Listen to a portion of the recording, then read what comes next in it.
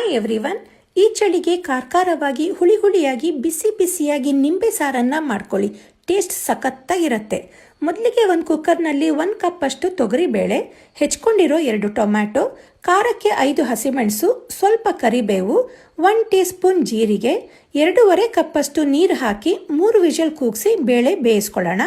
ಅಷ್ಟರಲ್ಲಿ ಒಗ್ಗರಣೆಗೆ ಒಂದು ಪಾತ್ರೆಯಲ್ಲಿ 2 ಟೀ ಸ್ಪೂನಷ್ಟು ಎಣ್ಣೆ, 1 ಟೇಬಲ್ ಸ್ಪೂನ್ ತುಪ್ಪ ಕಾಯಿಸಿ 3/4 ಟೀ ಸ್ಪೂನಷ್ಟು ಸಾಸಿವೆ ಮತ್ತು ಜೀರಿಗೆ, ಜಜ್ಜಿರೋ 10 ಬೆಳ್ಳುಳ್ಳಿ, 2 ಒಣ ಮೆಣಸು, ಸ್ವಲ್ಪ ಕರಿಬೇವು ಹಾಕಿ ಬೆಳ್ಳುಳ್ಳಿ ಎಲ್ಲ ರೋಸ್ಟ್ ಆಗೋ ತನಕ ಫ್ರೈ ಮಾಡಿ.